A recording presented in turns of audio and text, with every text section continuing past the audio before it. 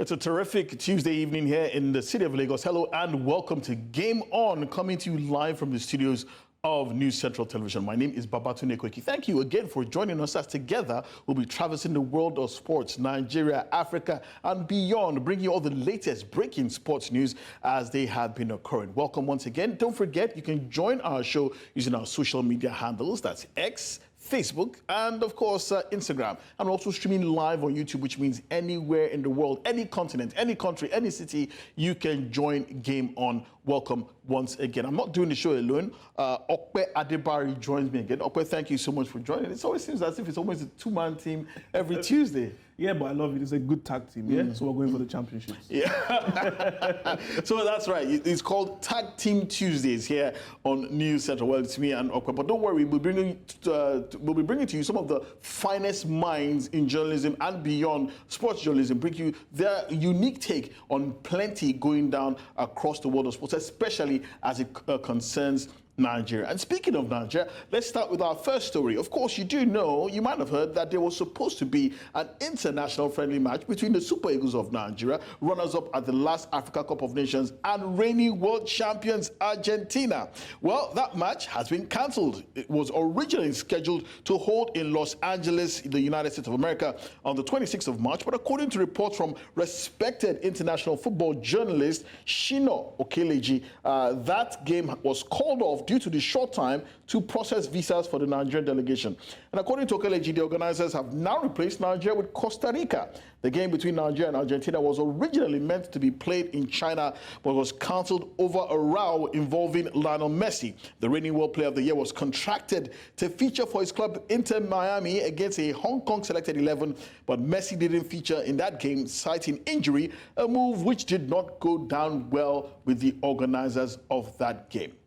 Well, joining us all the way from London in the United Kingdom is international football journalist and former editor of Goal Nigeria. I'm talking about a good friend of mine, Shino Oludare. Shino, thank you so much for joining us tonight on Game On. Yeah, good evening, sir, and it's nice being on the program, sir. Please drop this, it's Tunde. Nice to see you again, Shino. And Shino was actually at the FIFA World, I think FIFA Best Football event late last year. That must have been very interesting, wasn't it? Yeah, very eventful. I was able to meet some of my, idols in football. So it was a very good experience for me to network, and it was fun. The life of an international football journalist, loving every minute, Well, let's talk about this international friendly match between Nigeria and Argentina that was called off. Of course, you do know that the Super Eagles of Nigeria will be resuming their World Cup campaign in June against South Africa. But now that this friendly is called off, how does this affect Nigeria's preparations? Well, for me, we are used to this kind of situations where we, engage in fire to the great approach. Well, the qualifiers are going to be held in June, Nigeria versus Benin Republic and South Africa. So it's not really going to affect us because it's a lifestyle. We know how to grind out the results in situations like this. And for those in the NFF, I don't think they will have any reasons to panic because we are still in February. We are talking about June. That is, in the next 3 or 5 months. So this is a situation that we've always found ourselves. So I don't really see any reason why we should panic because when we get to that ocean, we are going to proceed. Well, but Shino, let's look at this game against Argentina. It seems to always seem as if we're always facing Argentina. And coming up on the screen, you'll see a slide of the number of times that Nigeria has faced Argentina. We always seem to be going up against them multiple times. And there are those who are arguing that why face Argentina? Why not face an African team, considering the fact that we'll be facing African opposition? What is your take on this? Yeah, the first thing we need to consider is who are the ones calling for these international friendlies. It's definitely the Argentine Federation who have called Nigeria to come and play. So Argentina being a country that will be taking part in Copa America, they feel Nigeria can give them that kind of competitive, competition status, because when you look at the Copa America in June, they are facing Peru, they are facing Chile, and yet to be decided team. So what comes to their mind is, what kind of country can give them this kind of, Peru, Chile, and the country is Nigeria. when you look at the other thing again, is you look at the arrays of stars in the Nigerian Super Eagles. They are players that can give any big team, any big players run for their money. And aside being competitive and aside this factor, we also look at the bragging right, bragging right. You look at the FIFA ranking, you look at commercial rights. It would be so silly for Argentina to want to play a friendly match and you are calling on a Senegal, you are calling on a Morocco.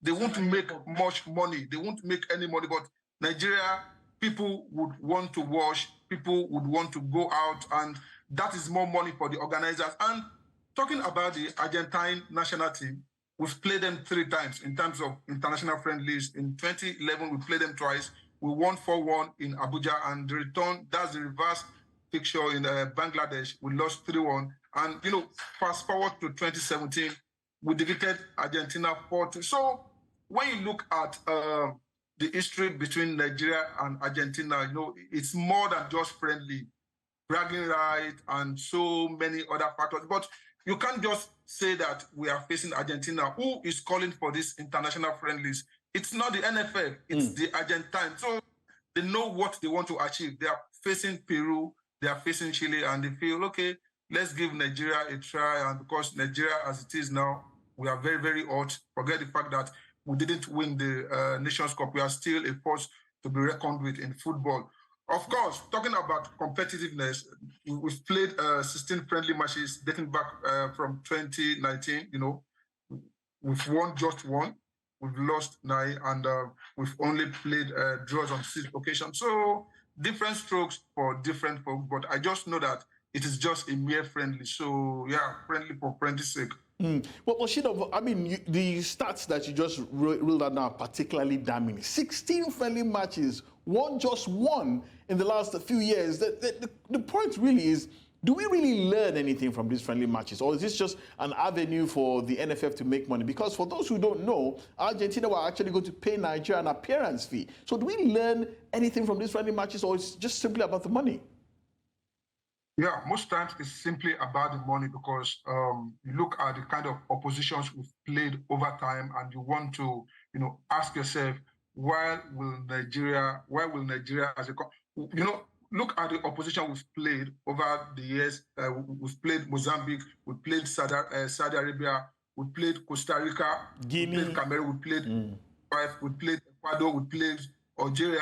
So most times it's all about the money. We played Ukraine, we played, Tunisia, and these are the kind of things. And when you look at one funny thing, we are not the ones calling for most of these friendly matches, because the implication is when you call a country to come and play with you, then the financial responsibilities is on your neck. So if Uganda comes today to say they want to play Nigeria, provided they can, do all the necessary paperwork, you can pay the kind of money we want to collect. Nigeria will play. We've played Zimbabwe, we've played Egypt, Uganda, Czech Republic, and I think it's more about the money. And come to think of it, what have we really learned? We've not really learned anything, It's just like a friendly match for friendly match's sake. And at the end of the day, it comes and goes and move ahead. Oh, wow. Well, these friendly matches, of course, are meant to prepare the Super Eagles of Nigeria ahead of our upcoming competitions. And now you did mention the fact that we'll be facing South Africa and Benin Republic in June.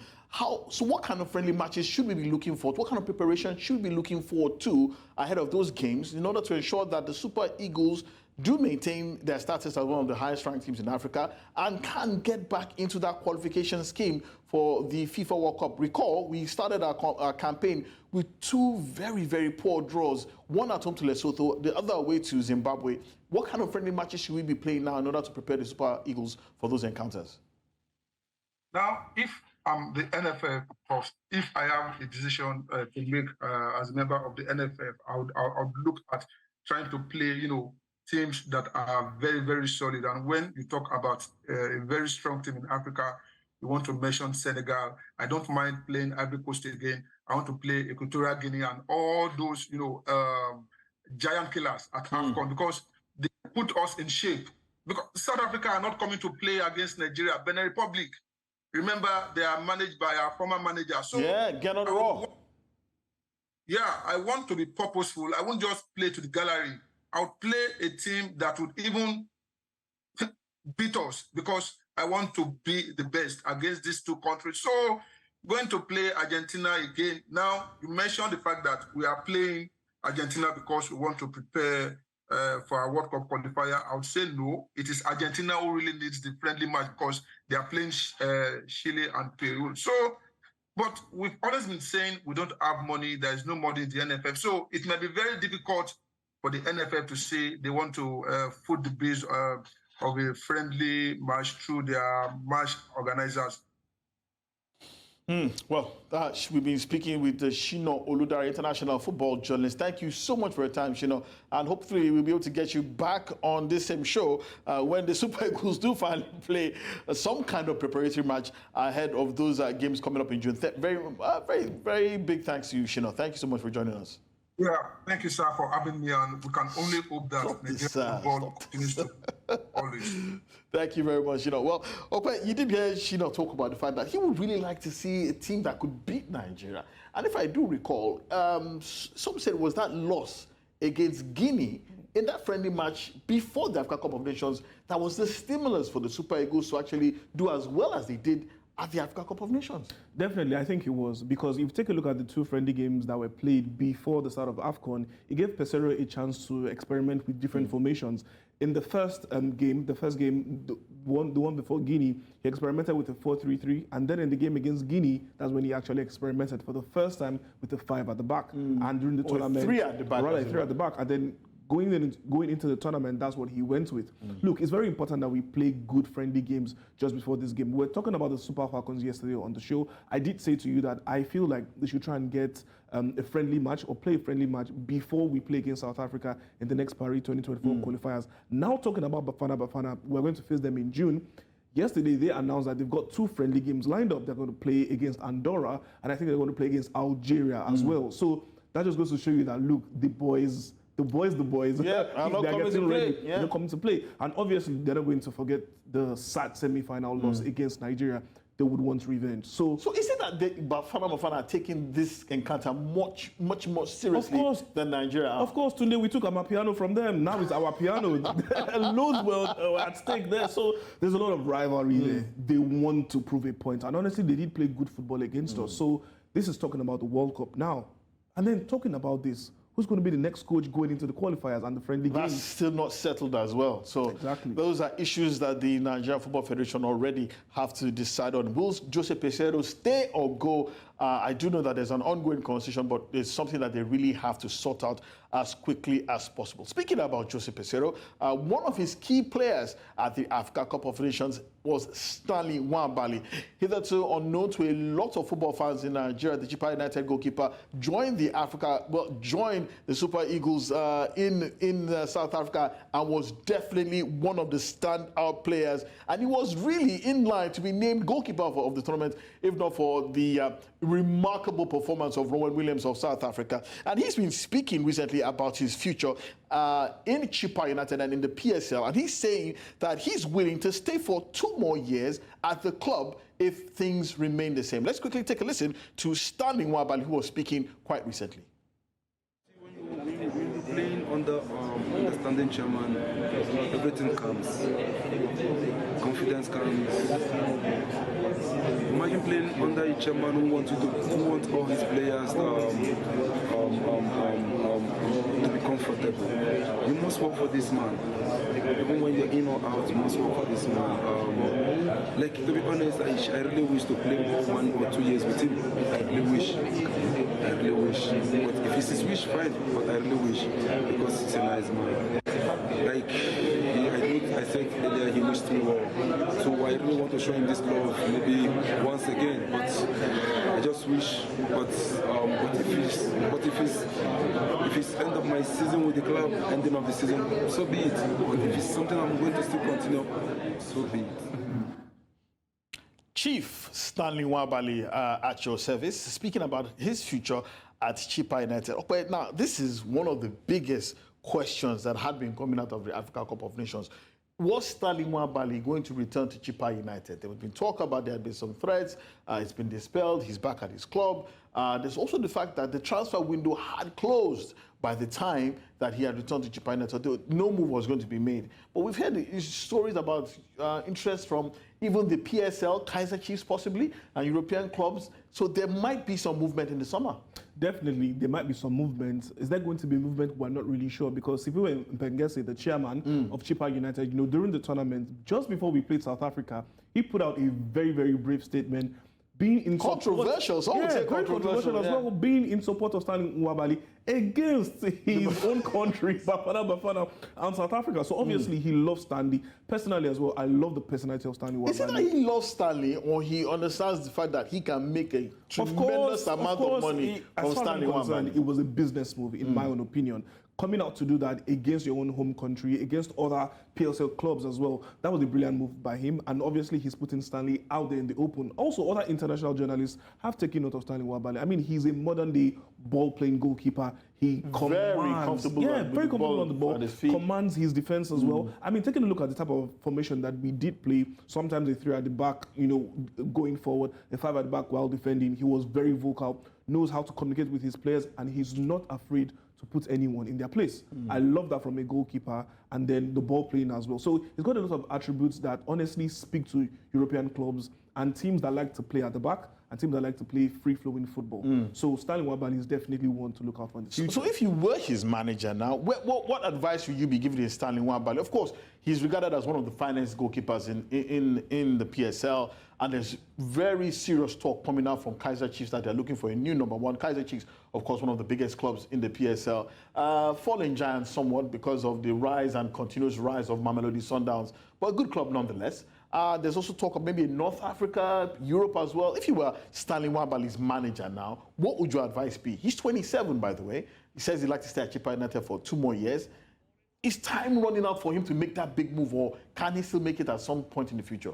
Is time running out? I wouldn't say yes, because we know with goalkeepers, they age gracefully. But taking a look at Stanley right now, he seems to be someone who is peaking. He's not at his full peak yet, but he's certainly peaking. Really? You're saying that Stanley Nwabali can actually get better? There's no doubt about that. He can definitely get better, and he will get better. But what he does need to do is, number one, to remain humble, keep his head firmly on his shoulders, and keep improving his game. That's what he has been doing throughout his career, and that is the reason why he is where he is today. I take you back to 2019, and then he played a game for the home Eagles against Mexico. I believe he conceded 6 goals, if I'm not mistaken. I think, yeah. 5 or 6 goals in my own opinion. And then when that happened, he seemed to be, should I say, ostracized from the national team. But he wasn't put down. He didn't let that get to him. He kept working hard. I remember in 2019, there was an all-star game where we had the likes of Roberto Carlos and John Terry. Yeah, that was in Lagos. Yeah, and they came into Nigeria. He was one of the top goalkeepers that came through. So definitely the future is bright for Stanley, but he just needs to keep working hard and keep improving on the skills that actually sell him to the European market. But you haven't said anything. Stay in the PSL, go to North Africa, go to Saudi Arabia, where the money seems to be now, or go to Europe. What would your... For now, remain at Chippa United and wait till the right offer comes in terms of value, because he says he's loyal to Chippa United and he loves them. So look for a deal that's going to be good for both yourself and Chippa United. Okay. We'll be keeping tabs on the future of Stanley Nwabali as the season progresses. Let's move on now to handball. And of course, you do know that the Africa Games will come up in Accra, Ghana next month. And Nigeria will be involved right in the middle of it as well. We did not qualify for the women's event, but on your screen, you can see that Nigeria have been drawn in Group A. Nigeria's men's national handball team, known as the Golden Arrows, they are in Group A of this tournament. They'll be alongside African champions Egypt, Mali, and Togo. Group B will see the DR Congo, Kenya, Benin Republic, and Ghana also compete. In Group for the women's event, it's Angola, Algeria, Burkina Faso, and Ghana in Group A, while it's Cameroon, DR Congo, Uganda, and Mali in Group B. So those are the fixtures, or well, do I say the draws for the handball event at the upcoming Africa Games holding in Accra, Ghana. Well, Nigeria's men's national basketball team, the Golden Arrows, they will be facing the mighty Egyptians, defending champions of Africa at that tournament. Well, really good performance from Nigeria. Don't forget that they actually did quite well at the Africa Nations Cup that held early this year. You're still watching In the Game. We'll take a short break. When we return, still plenty more to talk about on the show.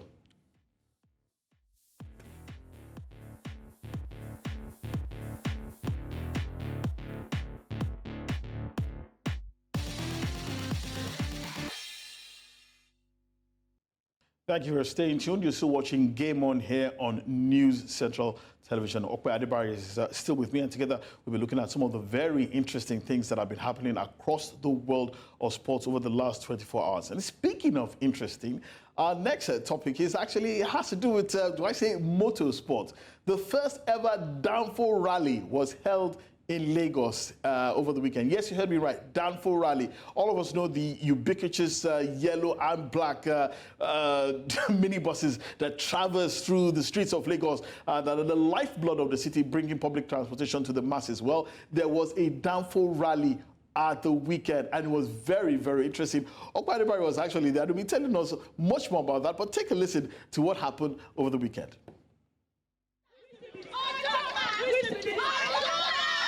The first edition of the Lagos Danfo Rally took place on the 24th of January 2024. The unique spectacle where the iconic yellow Danfo buses, the lifeblood of Lagos transportation, transformed into a roaring chariots in a thrilling obstacle race, reminiscent of the scenes in the Roman Colosseum. 10 teams competed in 3 different rounds and conquered obstacles with adrenaline-pumping action that only Lagos could offer. Team Ojota emerged victors ahead of fellow finalist Team Orile.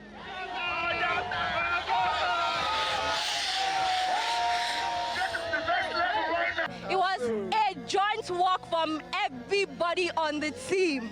Everyone was amazing. Everybody put in effort, passion, energy, dedication. Shout out to our driver. If you don't know, he's the best driver, Danfo driver in Lagos, period! Team Ojota were captained by Elale and driven by Nuruddin.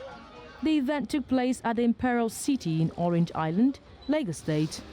It was a high-octane celebration of resilience, skills, and vibrant street cultures of Lagos, where the legendary Danfo drivers and the city's coolest kids teamed up for a hat-raising challenge against time and obstacles for the right to be crowned King of the Streets. Onyinyechi Obaru for News Central. Absolutely incredible. What you don't understand that those were actually real Danfo drivers, not stuntmen, not people from random, but Danfo drivers who actually drive on the streets of Lagos. And shout out to the organizers. They actually put these men in 5-star hotels in Lagos, fed them with some of the best food you can imagine, buffets. And I'm talking about that it's absolutely incredible. A lot of these people got into the character. It was fun. It was entertaining. Okwe, you were there. Just tell us a little more about what you saw, because it's incredible what we're just witnessing.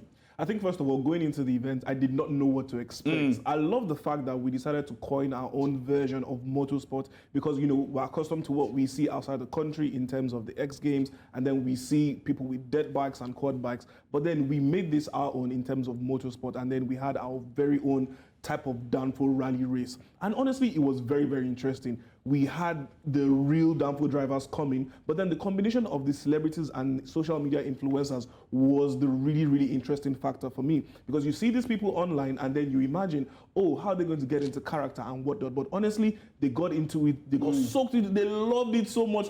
Some of them brought out an inner side. I started to wonder, maybe it's a different person I see on social media, because the way they were really getting into the character, they got the lingo as well, yeah. and it became so competitive. Honestly, I was so entertained. I stayed till the end of the event. Yeah. So it was a great one, and I'm good. looking forward to the next edition. Yeah, we're definitely looking forward to season 2 of the Danfo Rally here in Lagos. That's the first edition, and according to Okwe, who was there live and direct, it was absolutely entertaining. Let's move on now and tell you that, well, of course, the Super Falcons, it has been confirmed, will be facing African champions, the Banyana of South Africa, in the last round of qualifiers for the Paris 2024 Olympic Games women's football event. In a match that was played earlier today, it was South Africa defeating Tanzania by a lone goal. And of course, the first leg had ended by 3-0, and so that means that South Africa qualified 4-0 on aggregate. They will be facing Nigeria Super Falcons in a titanic winner-takes-all do-or-die encounter that will see just one team from that particular pairing qualify for the women's football event at the 2024 Olympic Games holding in Paris. The other side of the draw will see Zambia also entertaining Ghana. Remember, Zambia beat Ghana away from home by a lone goal. Morocco will also be entertaining Tunisia.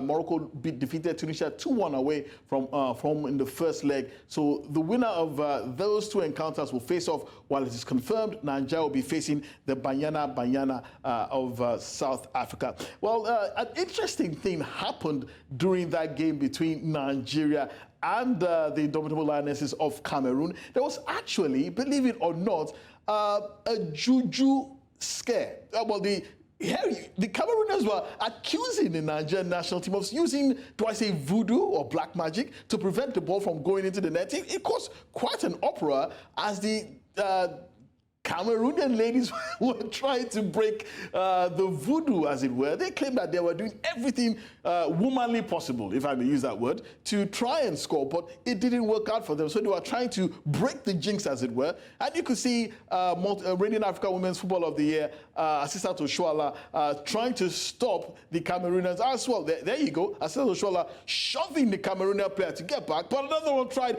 Chiamaka Nados is a great goalkeeper, but she couldn't catch that particular player.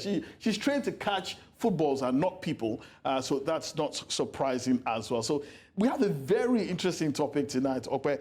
Joining us all the way from Ibadan, Nigeria, is Mr. Ifatola Shongodari. He is an Ifa priest. Thank you very much for joining us, Ifatola. It's an absolute pleasure to have you on Game On. Thank you. You're welcome. Thank you very much. So let me start. You saw that video, didn't you, of the Cameroonian ladies trying to break whatever black magic or jinx that they felt that the Nigerian players had on their post, on their goal. What do you think of that? The use of juju, or known as voodoo, is not something that is welcome in football, or let's say sports in general. And we have, African mentality is that, we try to manipulate every situation, okay? But, even though we Yoruba, according to the Yoruba theology and tradition, we believe that sports is mainly on entertainment, okay? So we don't welcome juju or anything. It is not in our culture or tradition. So there's nothing like juju in sports, or no, maybe sports or maybe or football or anything. No. There are other situations of life where we use other, like charms. It's been like ancient times. But football, football came to Nigeria, or let's say in Africa, to the world, maybe during the early 90s. So it's not in our culture or tradition before. So people believe that there's an effectiveness of juju or charms in football. It's something that is highly exaggerated, but it's not in our culture or tradition at all. But come on, Ifatola, I'm sure you lived in Nigeria. You understand these things. You see players wearing something around their waist, ifukpa, there's some charm in his pocket, one in his right boot. It is used, as a form of protection against any maybe physical or spiritual attack, maybe from gunshots, from accident and stuff like that. It is not in football. People trying to use that in football, it doesn't make any sense. Football is not, football, you can only win a game through effort, skills and everything. There's no way you can win a match through juju. No, it doesn't even make any sense. It's not in our cultural tradition. But people try to, there are a lot of people nowadays that they take advantage of people. They can do anything for people just to get their money. But it is not in our culture. We don't even condone that in our culture tradition at all. So juju in sports, it doesn't even correlate in any way. So it's not even have any impact on sports or football in general. Okay, so if I get you correctly, what you're saying is that for those people who believe in it, and for those so-called juju or voodoo practitioners who assist these people by maybe killing chickens or giving them something to wear, they're just conning them out of their money. Is that what you're saying? Yeah, people will go extra length. Nowadays people don't go for the truth anymore. People are desperate. They can do anything for Juju. They can try, it's African mentality. We try to manipulate every situation. And if you go to someone, people, if that person already know that this thing doesn't exist, but that person is desperately in need of money. So that person will try to manipulate, and, just to get out some things and give it to you, this will work for you. And it doesn't even make any sense. It won't work. And, there's no way you can get your refund, it's at your own risk. So that's African mentality. So Juju in sports in general, maybe in sport or in football, it doesn't even make any sense. So, it's even funny. It doesn't even go together at all. Yes. Okay, you had a question? So, if I talk quickly, if any member of the Super Falcons squad, let's say they came to you and asked for protection or they asked for a bit of luck in the game, what would be your response to them, honestly speaking? My response would be like, let's just pray to God. Because let's just pray. Wait, if I hold on, which God are we talking about here? Which God are we talking about? Because I know there are multiple gods in the Yoruba pantheon. That's my own side of the story. Because some other people who are desperate, for example, now someone that's already poor, just someone that is poor, and you okay, Baba, okay, take this 1 million, help us do this, help us do that. He can't even say to you that, okay, I can't do this, because he's also in need of money. They just be like, okay, I will do it now. I'm very, very sure. It will give them false hope on nothing. So they don't even go together at all. Assuming someone comes to you as a Babalawo, and say, okay, please, I need help to maybe how to go and fight war. I need to do this, I need to do that. That's a different case. But on sport, or maybe on football in general, it doesn't even make any sense. But people who are desperate to have money, they be like, oh, don't worry, we'll do it. And it doesn't even exist in our culture and tradition at all. So it doesn't even make any sense at all. Okay. In fact, I need to ask, so I've witnessed something before, right? Many years ago, in the match I was playing in Oyo State, I was supposed to play that game, but unfortunately I had to travel. So my teammates told me about how they were asked not to go through one gate in the stadium. They were asked to go through another gate in the stadium. They were also asked to, during the penalty shootout, they were asked to reverse their jerseys in order to ensure that their penalties were efficacious. So you're basically telling me that this is all in the mind. There is no supernatural help from anywhere, that unless you train as well as possible, you're not winning the game.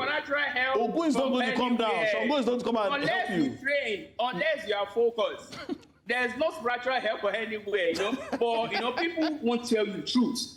People are also in need of money.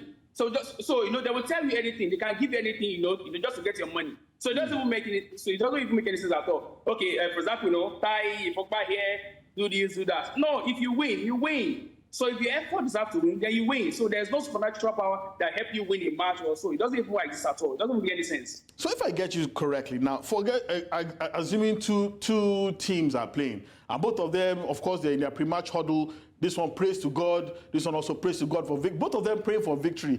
So you're telling me that God is not going to come and intervene. It is the better team who has trained better prepared that will win. It's not a matter of what God does. Yeah, it doesn't matter, It's like, when people, it is sure, like when two people compete, one will surely come out as the winner. That's just the rule of life. There's no God intervening, like maybe God will take side or nothing. No, that's exactly how Juju even works. Juju doesn't work in all situation. No, but Juju work in maybe sports. Maybe no at all. It is just the rule. It is how it's meant to be. When two people compete, one will surely come to the winner, and one will come as a loser. So that's it. So just a matter of things. So if your effort deserves to win, you win. That's all. So what does Juju work in, if I may ask? I don't understand. I mean, you say it doesn't work in sports, obviously. So where does it actually work? If it doesn't work in sports, is there another part of life that one can use Juju and will be efficacious? Juju, here in our town, we call it Akoseifa. Okay, so Juju works, as you guys refers to it, like Juju works in maybe to boost our financial life, where we have the likes of Awure, Shule, or stuff like that. Not in the aspect of Nollywood narrative. No, they've already exaggerated it. So all those love potions don't work. What do you say? All those love potions, they don't work. It was though, but it doesn't last. That's just the fact. So Akoseifa, like you guys say, works in every, maybe let's say, various aspects of our life. Maybe our financial life, our physical life, our spiritual life. Because in life we need to know about our spiritual life. Who we are meant to be. And people go through a lot of situations, a lot of tough situations, challenges. And this life we have to go through challenges and stuff like that. So it empowers us to overcome all these challenges, and also in case of victory over enemies and stuff like that. So Akoseifa Juju works in other aspects, but not in terms of cheats or maybe to take advantage of others, or maybe in the case of manipulations like maybe sports or no. It doesn't even go together at all. Okay. We've been speaking with Ifatola Shongodare, and Ifa priest all the way from Ibadan, Nigeria. Thank you for a most entertaining interview. Probably this has been the best interview I've ever had in my entire sporting career, in my journalistic career, and that's saying a lot. Thank you so much for your time, Ifatola. Yeah, yes, you're welcome. Yeah, thank you. Yeah. Thank you. Well,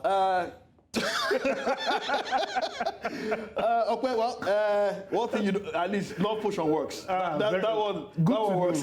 Good to know. Well, we don't know that love potions work. So the interesting thing is that if you have. Just be careful. That's what I'm going to say.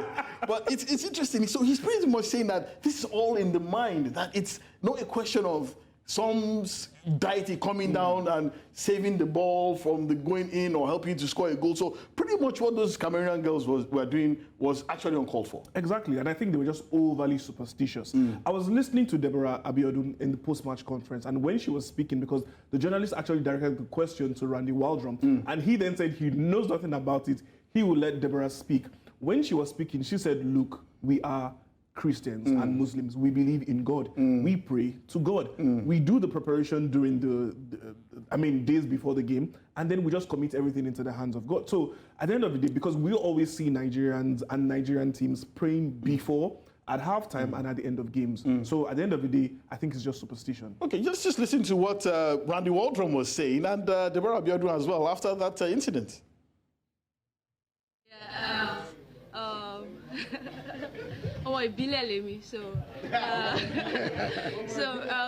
Firstly, we kind of saw it as a point of distraction, and we were able to still put our focus high, regardless of whatever they believe in. We believe in God, and in God we stand, and we know with God all things are possible. So we don't. As Deborah Abiodun, Super Eagles midfielder, and Randy Waldrum, who are talking about that incident yesterday, funny incident yesterday between Nigeria and Cameroon, an Olympic game qualifier. That incident actually did see one Cameroonian sent off for unsporting conduct.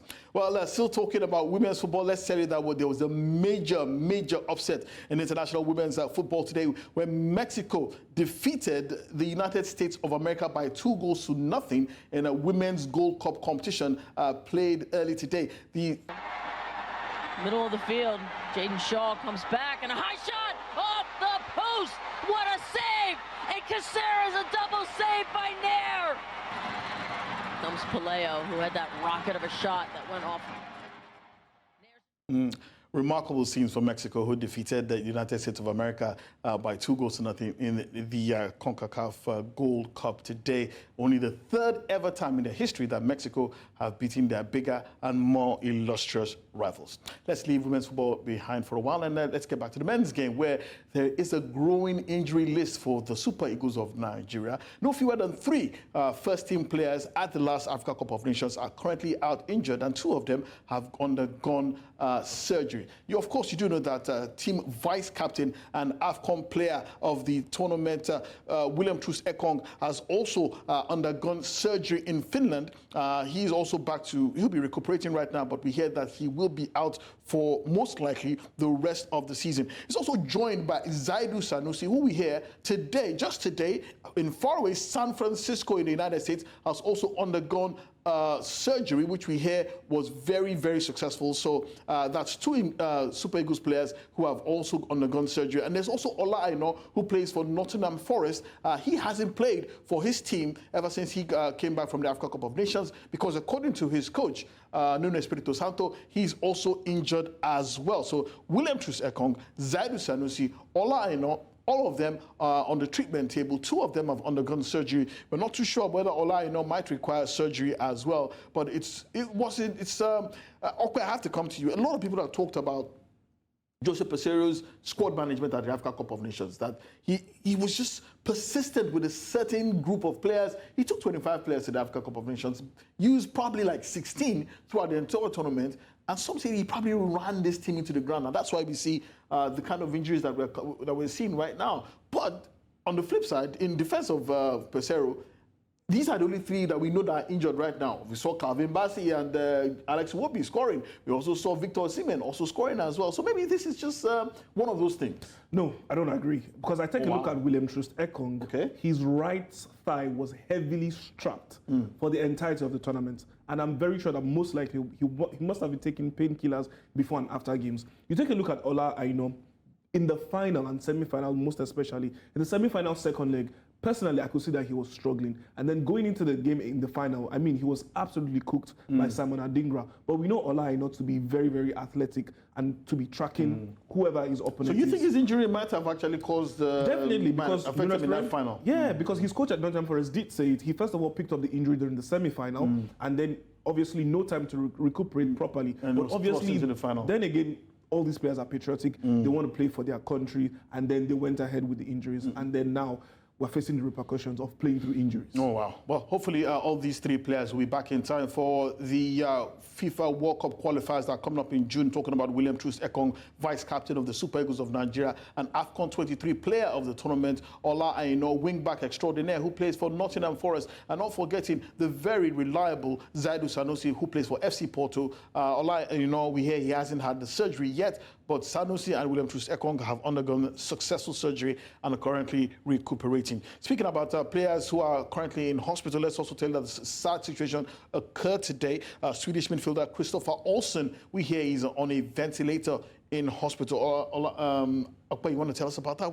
Rather sad news coming out of European football today. Honestly, so sad to hear about this from Christian Olsen. He's one of the brightest products from, should I say, Arsenal's Hale End Academy, but currently playing his trade in Denmark. And, you know, he was so sad he was diagnosed with this brain illness. And then when you think about it, in recent years, we've been having more football players getting terminal illnesses. In 2017, we had an issue with Ike Nuri of Ajax Amsterdam. Yeah. He as well, he hasn't got... Thankfully, he's now conscious, but he's yet to get back to, should I say, full operation as a human being. So, you know, as footballers, they need to take better care of themselves and not really continue to push themselves through, should I say, strenuous But these periods. clubs do the best that they can. They do try as much as possible to carry out the best medical care, the best medical checkups as they can. But it's unfortunate these kind of things just particularly crop up. And still speaking about injuries as well, Liverpool, according to Jurgen Klopp, need a miracle in order to prevent injuries from decimating the club. As many as 11 Liverpool players, first-team players are out. Okay, look at your screen. There's Darwin Núñez, there's Diogo Jota, there's Mohamed Salah, Ryan Gravenberch, who was injured in the final, the Carabao Cup final over the weekend. There's also Curtis Jones, Thiago Alcantara, who hasn't played a single game this season, Dominic Szoboszlai, Bajcetic, who also hasn't played a single game as well, Joel Matip, who is out for the season, Trent Alexander-Arnold and Alisson. And considering the fact that Liverpool are gunning for 4 trophies, 1 down, 3 to go, you get the impression that this might affect their ability to win those trophies. It might affect them, but then again, I think Liverpool Football Club is a great example of what I would call in-depth squad quality, irrespective of this injury list. I mean, take a look at this starting 11. They could win you trophies, but then they've got good players from the academy, the likes of Gerald Quansah, the likes of Conor Bradley, who have stepped into the team and honestly have done very, very well for them. But Jurgen Klopp is one manager who I know for a fact he knows how to manage his players. Going into the FA Cup, I'm sure they want to continue to push on, and the Premier League as well, because they're currently doing well. However, you know, the fixture congestion, I think, definitely has an impact on the way players have been picking up injuries, especially the peculiar factor of ACL injuries, which has become very, very common around in this football season. And look at this is Liverpool. This is Darwin Núñez, who was supposedly injured, charging down the stairs after Liverpool scored the winning goal in that final, the Carabao Cup final against Chelsea. All of these players, the vast majority of them are supposedly injured, but they could walking wounded for Liverpool. Trent Alexander-Arnold, Dominic Szoboszlai, all of them on crutches. But it's amazing how victory can get you off your feet, despite the fact that you're particularly injured. Let's leave that behind. I tell you that there are FA Cup match is currently going on in England tonight. Let's quickly give you those results as they're currently going on. It's Bournemouth versus Leicester City, Blackburn versus Newcastle United, Luton Town also facing Manchester City as well. We'll try and update you with the results before we end the show. But these are the fixtures: Bournemouth versus Leicester City, Blackburn versus Newcastle United, and Luton Town versus Manchester City. Well, thank you very much, Okpe Adebari, for joining me on what we like to call Tag Team Tuesdays. It's been very fun, very entertaining, and absolutely loved every minute of it. Thank you so much for having me. Yeah, but before we go, let's tell you that ice hockey is probably the only professional sport in the world that players are actually allowed to fight each other, engage in fighting during games, despite the fact that it's not a combat sport. According to the official rulebook of the National Hockey League, an official fight occurs when at least one player punches or attempts to punch an opponent repeatedly. Fights may also happen between two players, although multiple fights can happen on the ice at times. There is an unwritten code of conduct that exists in the sport that is explicitly understood by all players, and one such rule notes that avid fighters, often called enforcers, should strive to fight players their own size. Just pick your own size. And that gloves and helmets should be removed prior to the start of the fight in order to minimize injuries. That is absolutely incredible. You know, they actually give them a timeout that, okay, two of you, settle your differences and go fight. And look at the referees are not intervening, letting them do their business. Absolutely incredible. No, I love it because I remember growing up. No, honestly, I do love it. I remember growing up, I used to play the video game of ice hockey, and I was always looking forward to the fighting combo. So for me, looking at this currently, it's beautiful to see. I don't agree. I'd rather watch UFC. But thank you very much for joining us this evening on Game On. It's been a fun, entertaining show. Show makes a return tomorrow. My name is Babatunde Koiki. Wishing you a wonderful evening. I'll see you tomorrow. Bye-bye.